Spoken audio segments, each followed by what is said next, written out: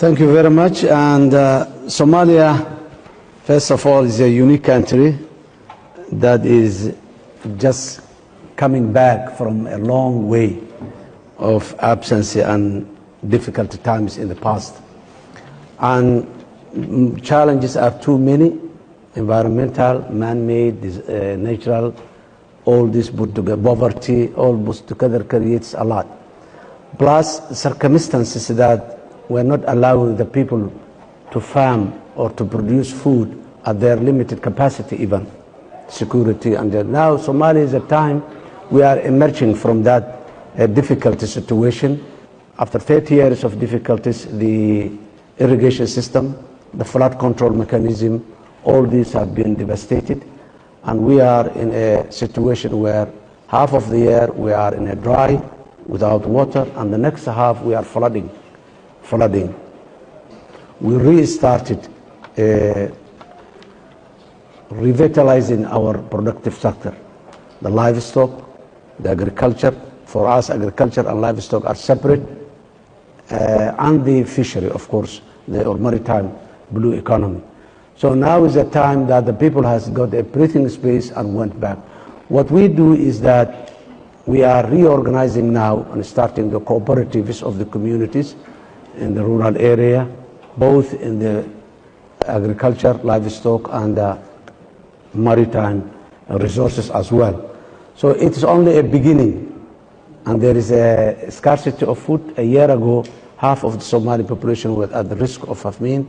Now they are not, but the factors that caused it or that threatened the famine to the people are still remaining in place. Regarding the accessibility of international financing, it's very difficult for Somalia yet. We have not accessed it fully because of the HEBIC situation. We are at the completion point of HEBIC by the end of this year.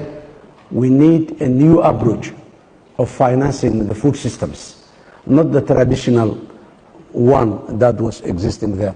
And Somalia is a very resourceful country.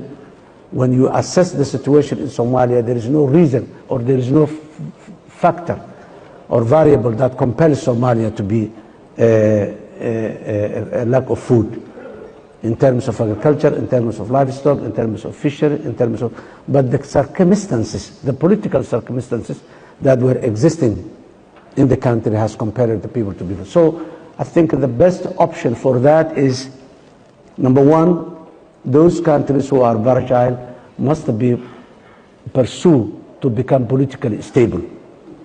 Somalia today has started to prepare the ground for that purpose, for political stability and for security stability as well. So it is now on that we are going back to many international organizations that we haven't been there for long years, decades even. So financing Somalia is coming both from public financing by the government, by the international financing institutions, and from the private, by the banks and cooperatives and diaspora as well. So it's only the beginning, but the prospects are very, very good and positive in Somalia. Thank you.